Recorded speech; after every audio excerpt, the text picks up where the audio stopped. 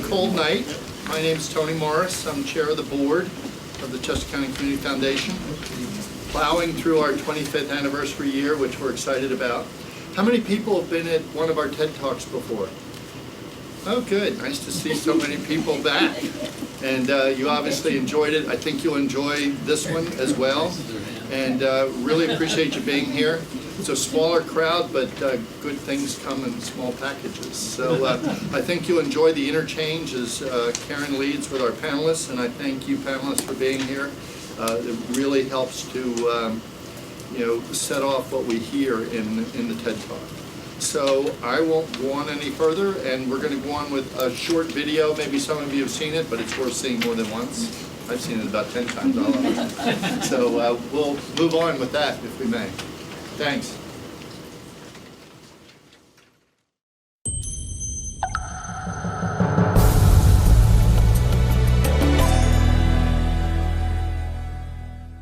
So what we're going to do is have a talk about the videos. All right, so you are the future of philanthropy, past, present, and future. We chose you to be on this panel, and we're very grateful when you accepted. And there's specific things about each of you that I think you bring to the table. The Freeze family, we're in Phoenixville, so how could we do anything in Phoenixville without the Freeze family, right? And, you know, it was just our luck when Tyler joined the company for Freeze Insurance that Tyler and his dad, Rob Freeze, are a dynamic duo in the community as well. So it's more infamy than fame. Infamy? I didn't say that, you did. Right. That I got. Thank you. Is that water or vodka? Yeah. Gin. Okay, got it, infamy. So you can't do anything in Phoenixville in philanthropy and charity and social change without making sure there's a freeze on the horizon and involved. So you have quite a dynastic legacy there, Tyler. You do. You do.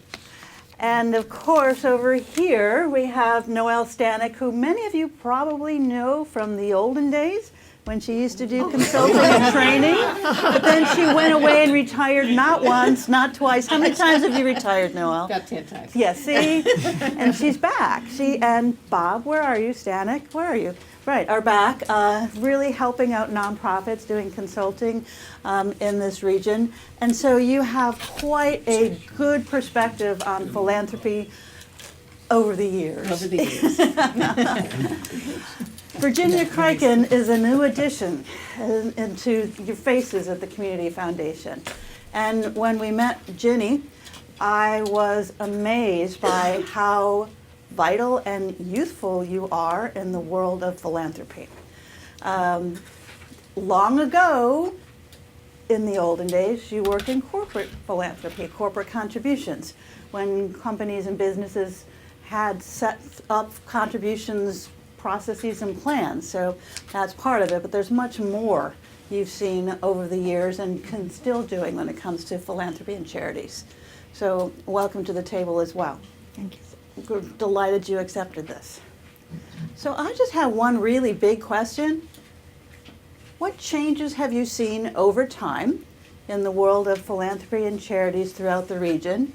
And anybody can answer, and anybody can go first, and we aren't going to go down the line.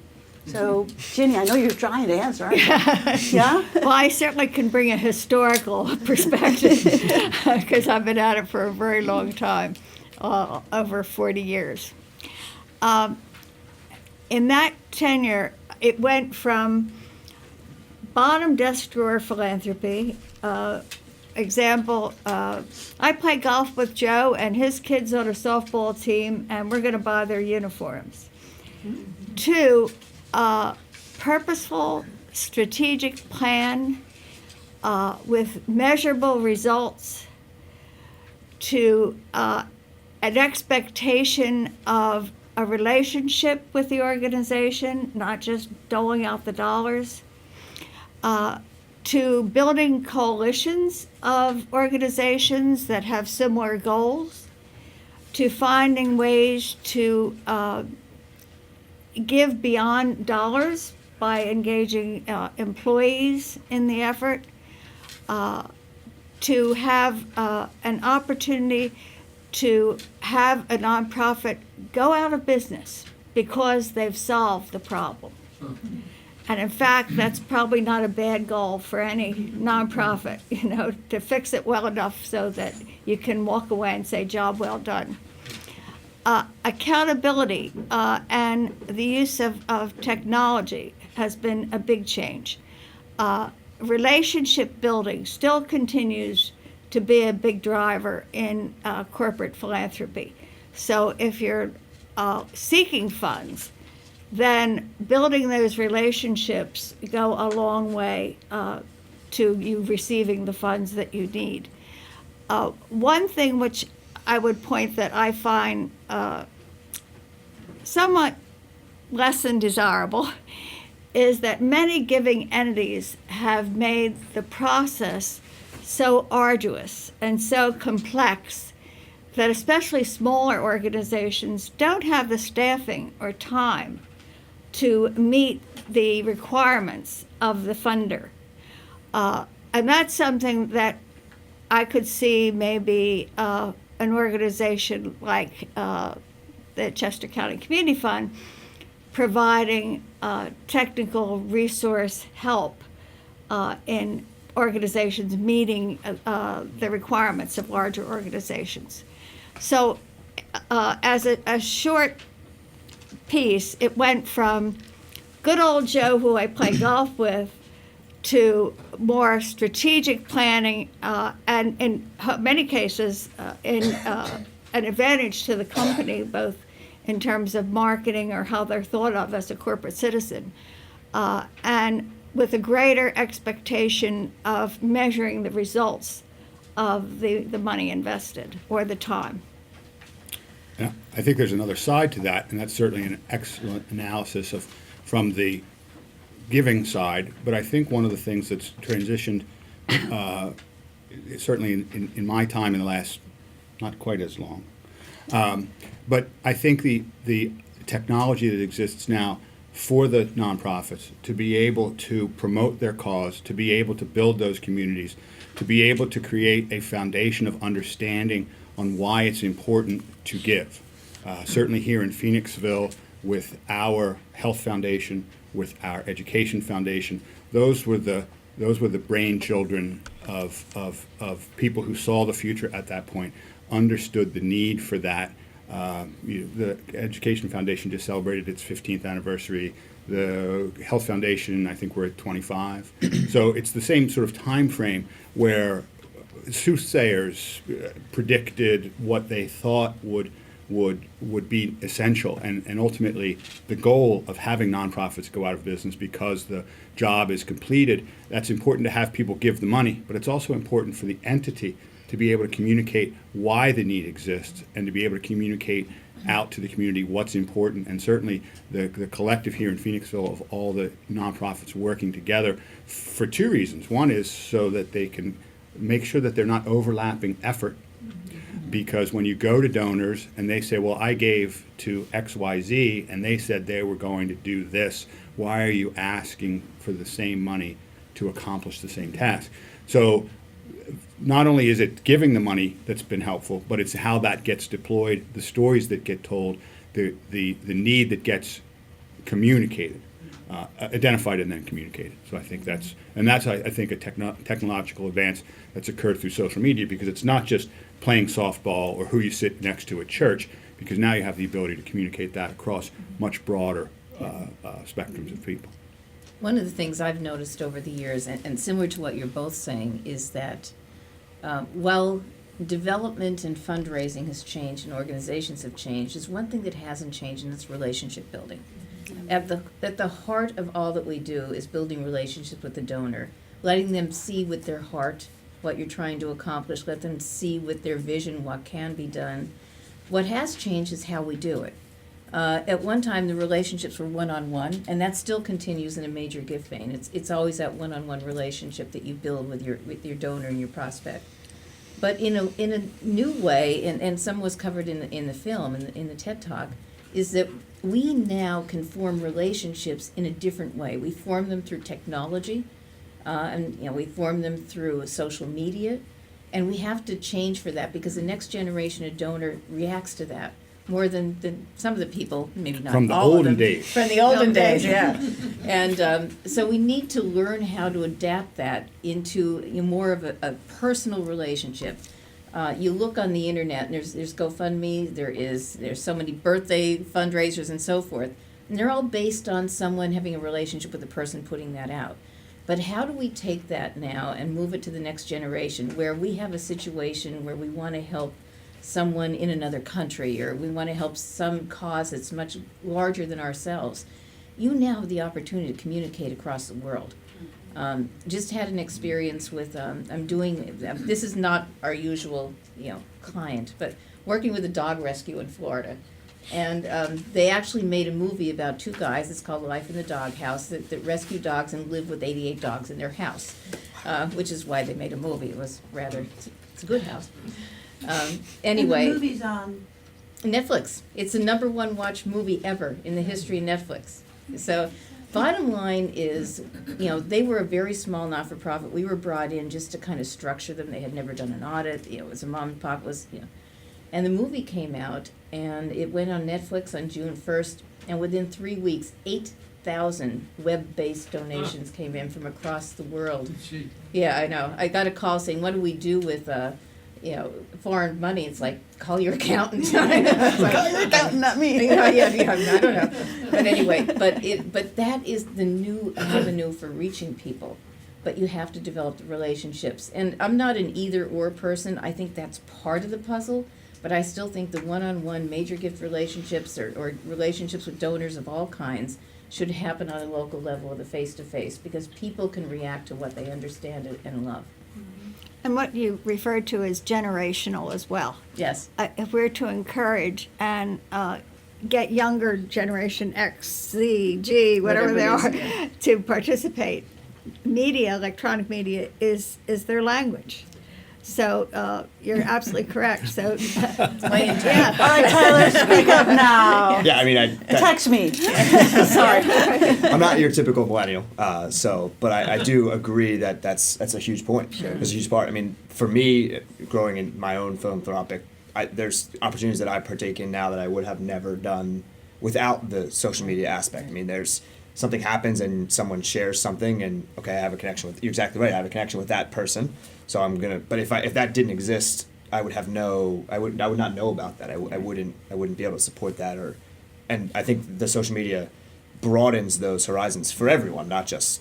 But I think that also opens to younger generations from 18 and younger to people who are in a position of being able to give more than an 18-year-old. It presents a good funding opportunity for funders to be able to donate designing those kinds of opportunities for a funding source that couldn't perhaps do it on their own without an expense out of their budget.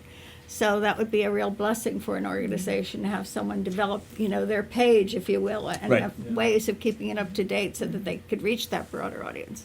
Can I ask you all about this?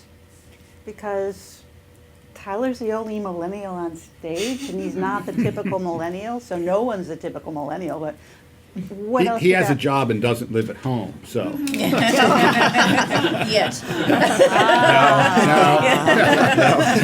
Good for you, Okay, John. all right. Are there other, I mean, what do you think about it?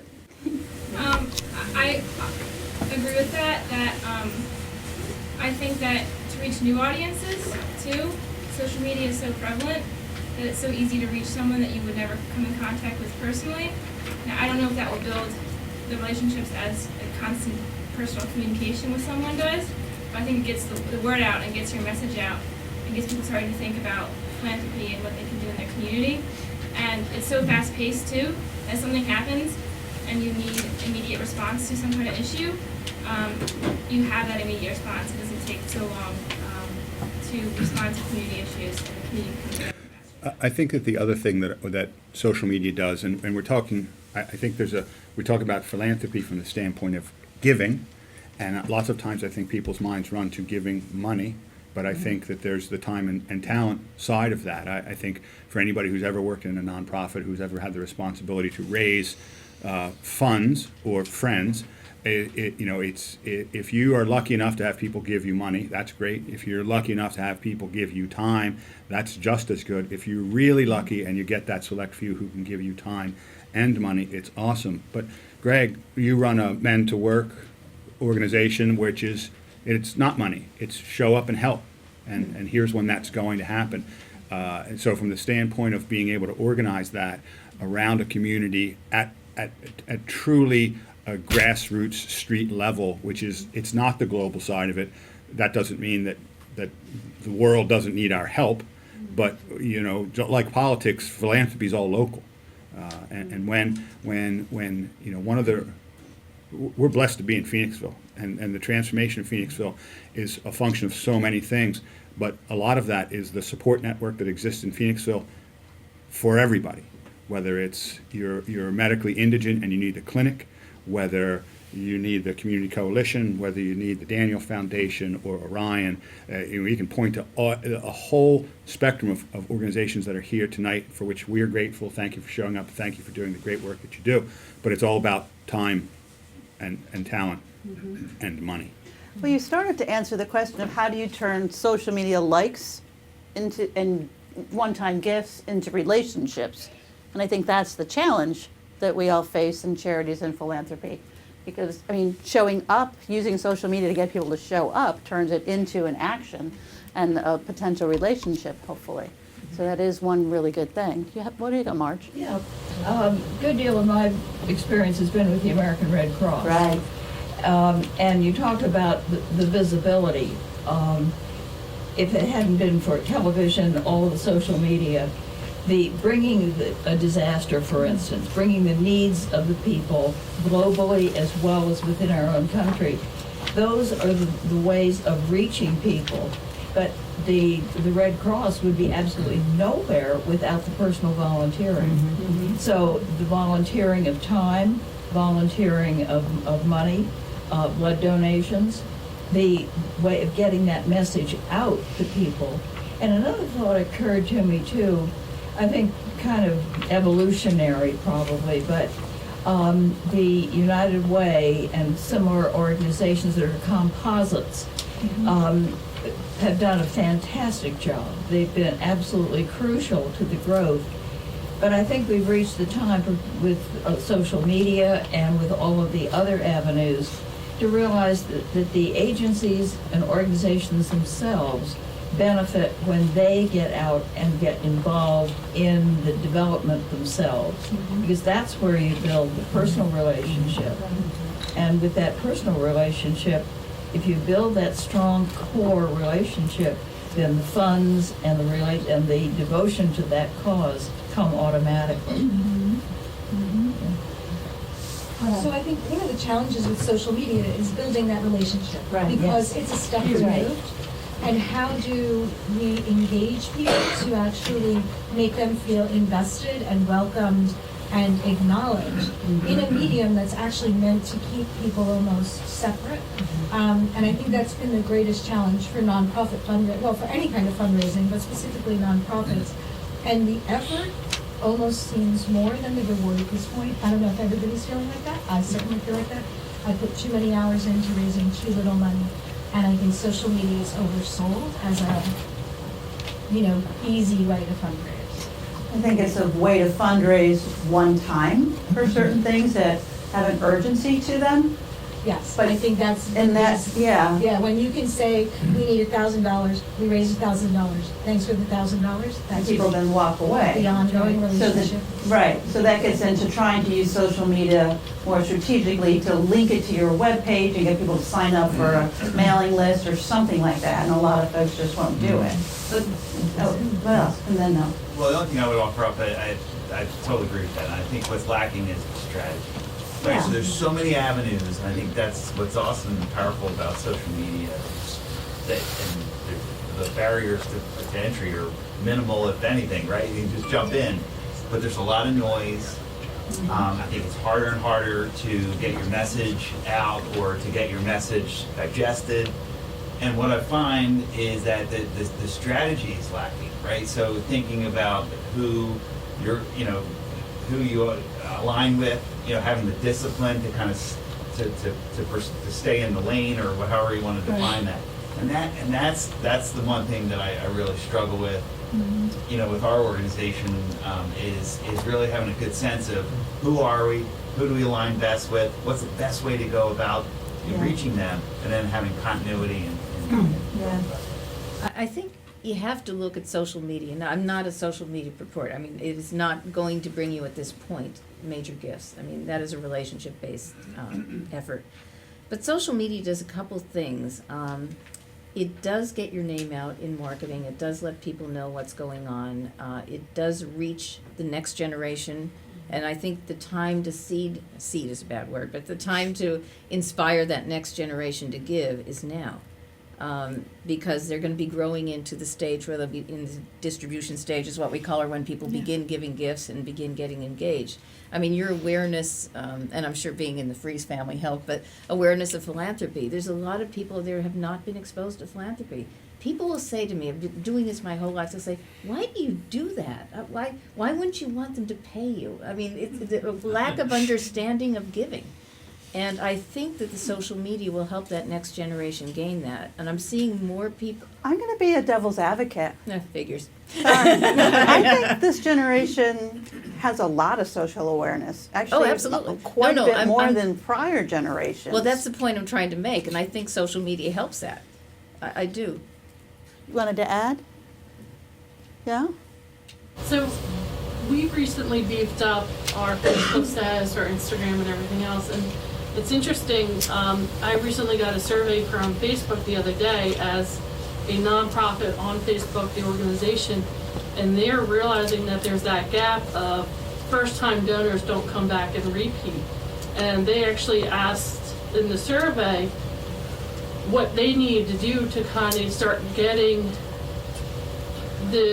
helping us get repeat donations and start building the relationships. And some of the questions that they were wording are interesting. So it tells me that they're actually working on that. And it was more like, you know, you need to give us more content on who the donor is, you know, how to contact them outside of your Facebook platform. So I think they see the problem. Hopefully they're working on an answer. One of the things that Dog Rescue did was when all these emails came in and everything else and social media, it crashed the platform. I mean, we literally had just put a new donor management system in like 3 days before, because it was supposed to be the quiet time, and it went down. They went out and got volunteers from all over the place and hand wrote 8,000 notes. And what that helped is, and now it's not the answer to everything, you know, can't keep doing that. But these people came back and they gave more.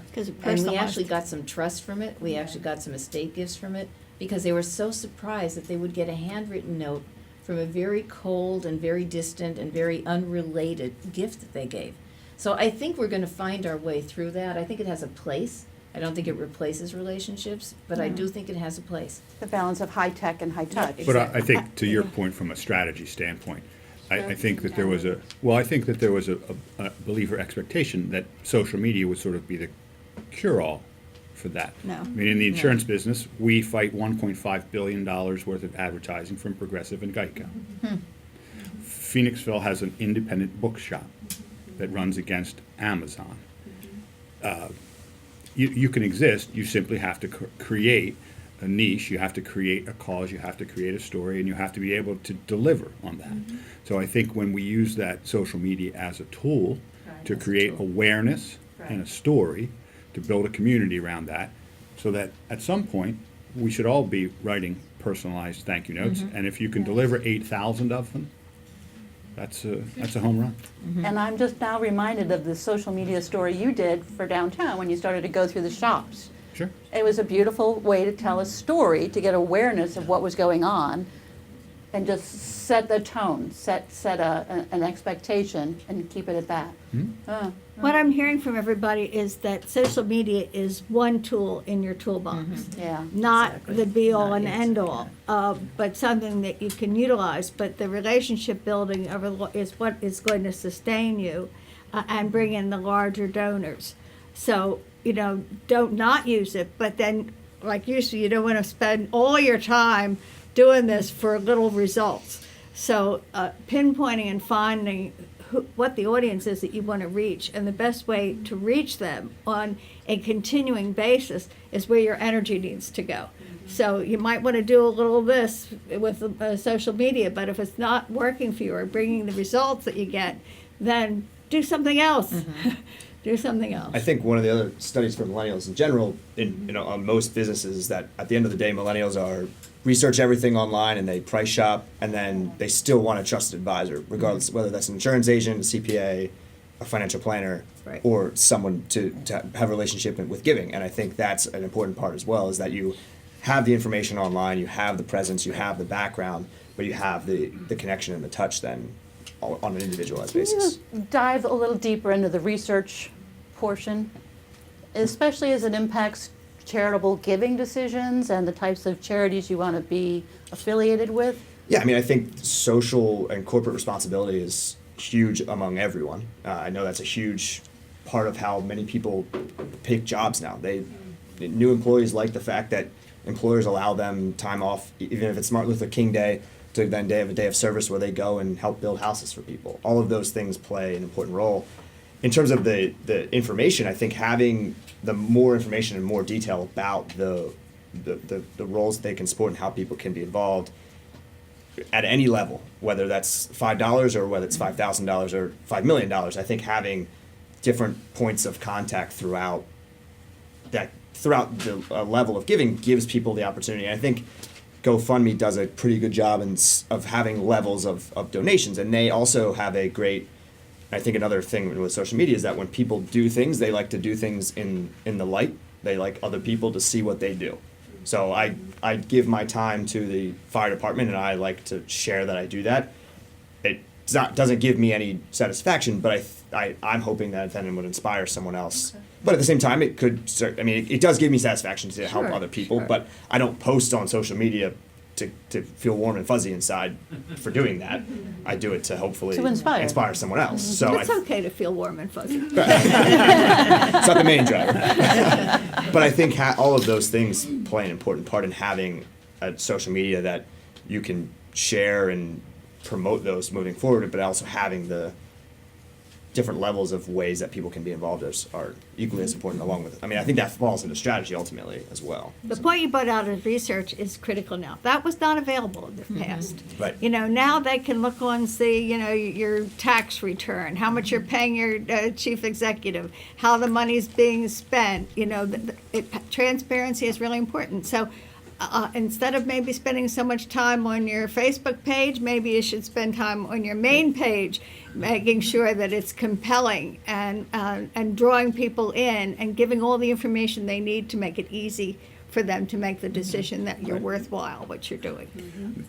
The other opportunities and from a commerce standpoint, again, from a success on Bridge Street here, are collaborations. Yes. So when the breakfast place serves the coffee shop's coffee, when the chocolate shop serves the distillery's liquor, those are opportunities for people to sort of, hey, I didn't even know this was here.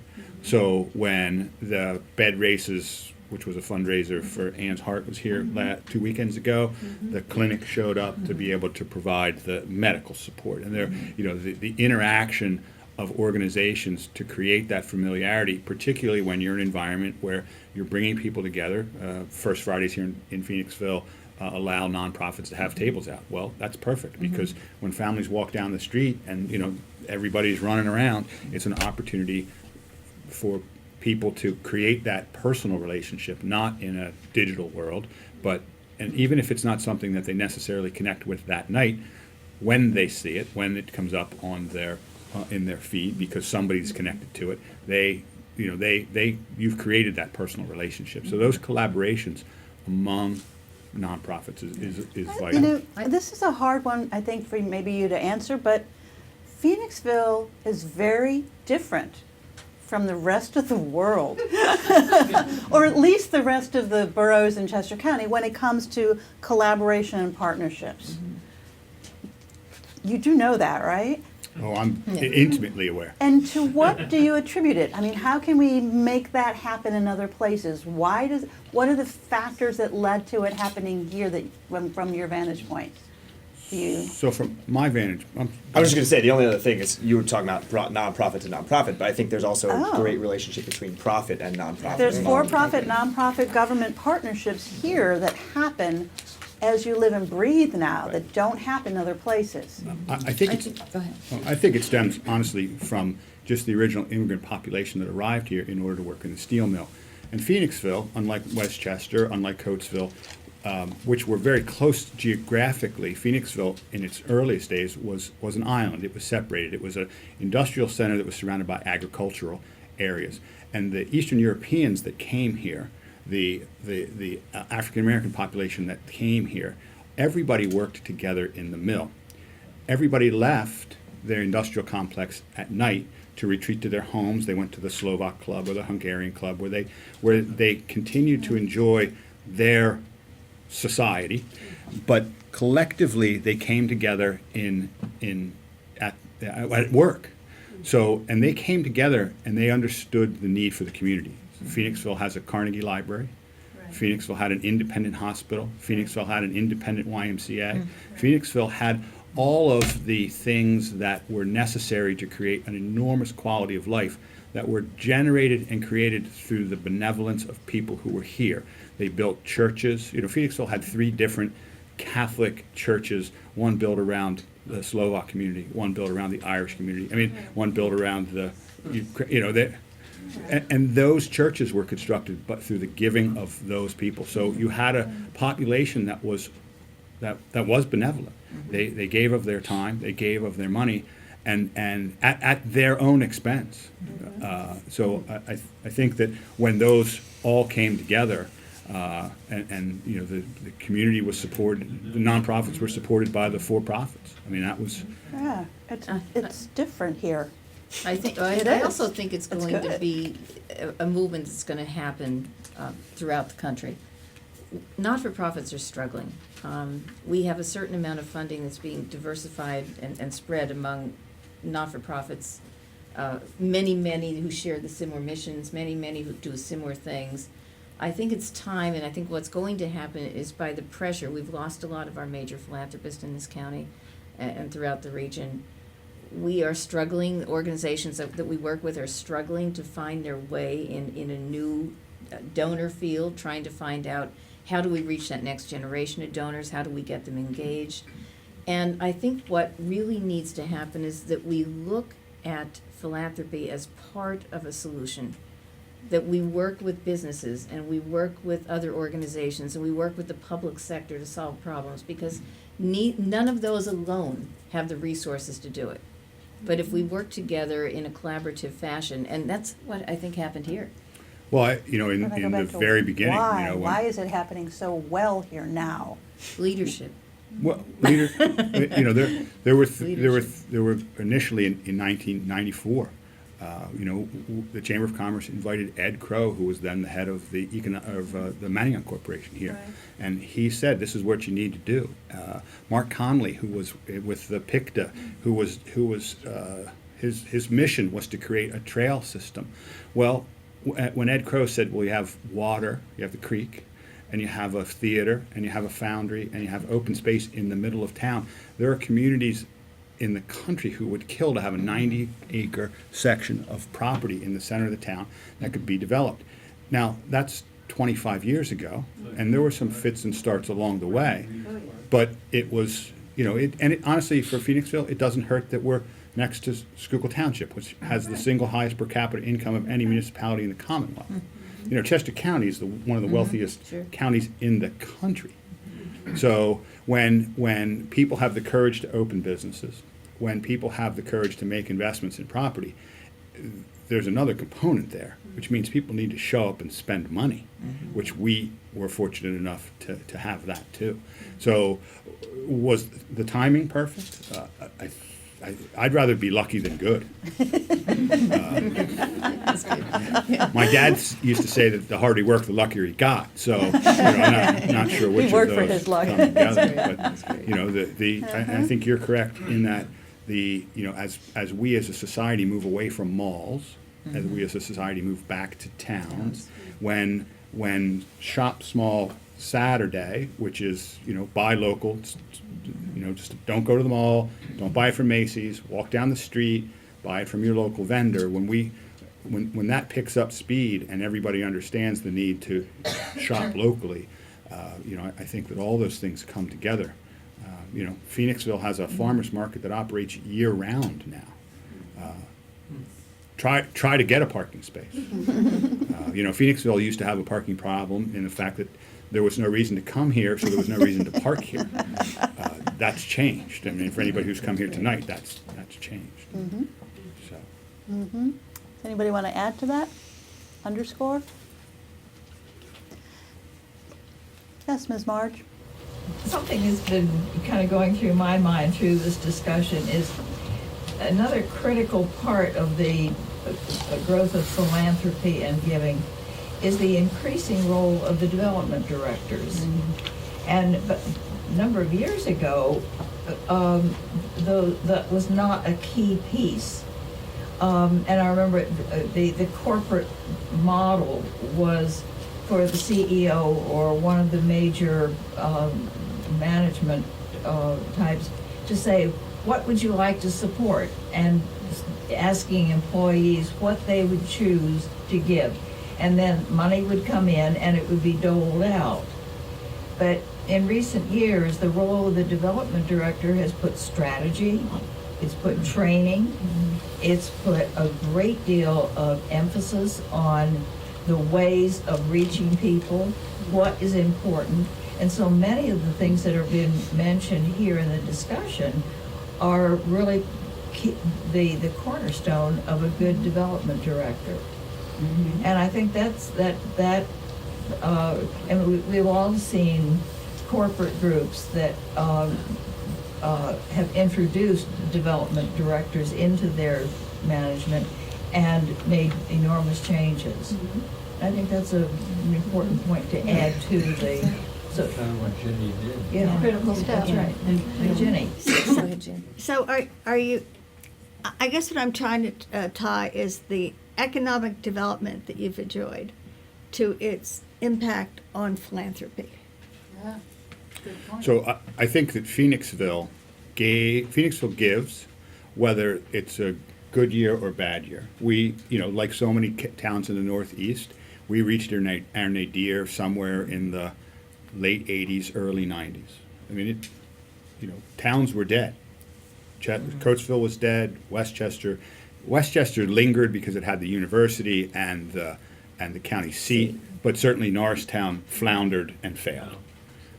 So, when you have 6,000 to 8,000 people that roll into your town every day to conduct the business of government, and you can't make that work like Norristown, it's dreadful. But, you look at media, and you look at Westchester, and you look at Phoenixville, and you think, we have town centers that have grown at this point. But I think the philanthropy that existed in Phoenixville, out of a long history of giving and a need to give both of time and talent, was good when it was bad, and it's great now that it's better. That's my. And that there's a blurring of the boundaries too, Yeah. with investing in the community, whether it's a for-profit or non-profit initiative, a lot more social entrepreneurship, perhaps? Sure, you and I chatted briefly just about housing. And That's what I was just gonna say. before I knew you were on the planning commission, I said that one of the biggest impediments to affordable low-income housing is the government. I mean, the government gets in the way because of onerous and draconian regulations when it comes to the cost of construction. Well, if you're the guy building it and you want a return on that, your return's going to have to be factored into what can you get versus what can you spend. So, when we face those challenges, and when you get the government, when you get the public sector into that and say, okay, how do we really solve that problem? And I think that's one of the things that Phoenixville, and certainly the school district along the way, was, it was instrumental in at least being willing to sit down and have those conversations. We created LERDAs. We created tax abatement situations where people had the opportunity to invest, not have to pay the taxes. They could then invest more money.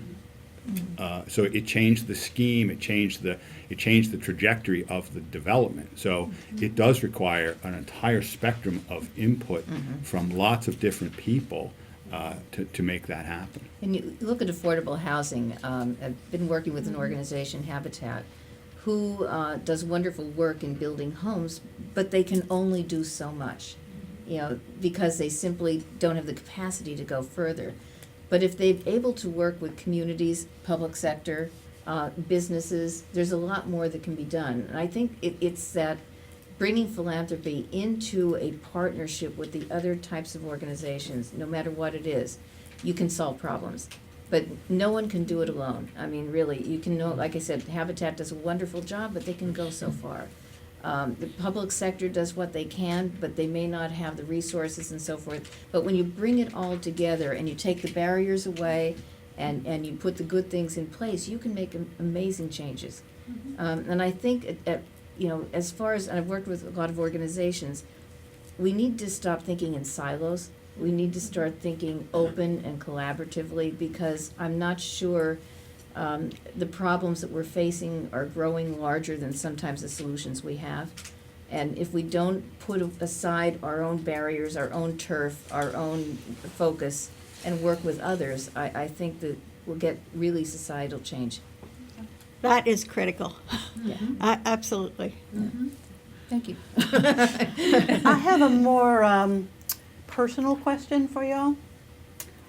I am fascinated with how people get involved in community service, charities, philanthropy overall. Can you go back? Tyler, I'm going to start with you. Sure. I mean, what's the how did it happen? Well, so I'm the fourth generation in our insurance agency in town. I lived in the house that I was the sixth generation to live in the house on Main Washington Avenue. So our family's been here a long time, and our family has done a lot of charitable, philanthropic things, and that I saw it happen as a kid, and my dad would take me to things that we would volunteer and we would do things, and that just continued with me for so far. I graduated from University of Delaware 4 years ago, moved into 1 block away from the local firehouse, and I thought to myself that I'm 21 years old and would rather devote my time and energy to not sitting on a board, and which now I am the president of that board, but it's beside the point. That worked out well. That worked out well, yeah. But I devote my energy and time into being a volunteer firefighter, and that's something that I take. It's a pleasure that I get to do that, and at some point in the future I won't be able to do that, and hopefully future generations will, but it just was ingrained in me basically from early childhood. So I don't know if there was not a specific moment that it clicked. Specifically, the fire department was when I realized that I live a block away and work a block away, and 21 and dumb, so. Do it, just do it. Yeah. That's great. Wait, I want Rob to follow up since Okay. there's a relation, and then I'll go to you, Okay. Virginia. Yeah, so much like Tyler, I grew up in a family that we earn our living in a community, and it was our responsibility to give back. We operated through the tithe, with tithe from the standpoint of time and talent. We created our fund with Dr. Jordan and Mike Rawl in 19... Oh, a little Sure. louder, please. Thanks, sir. Rarely do I have trouble projecting. Yeah, what time did they mark that one down? So yeah, you go so- back to but the we- you know, we- 1997 fund creation, or the Freeze Family Fund at the Community Foundation with Right. Henry Jordan. And we were all we grew up in we grew up in the community, and we were taught to be responsible to the community. We derive our living here, and we were to give back in both time, talent, and money.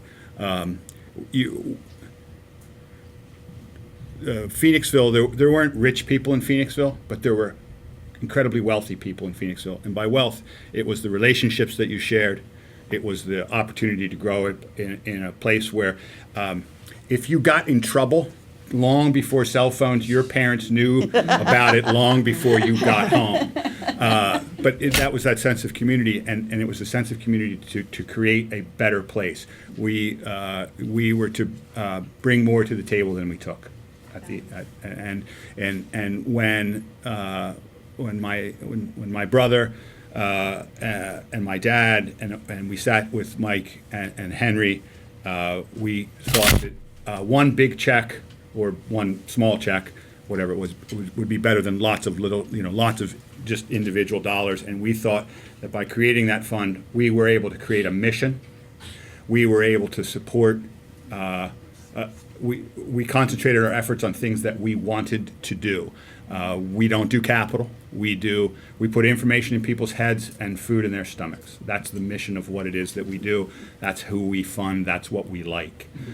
Because ultimately, at the end of the day, that makes our community, however you want to define that, whether it's Phoenixville, whether it's the Phoenixville School District, whether it's Chester County, those are the sorts of, that's how we want to have that impact.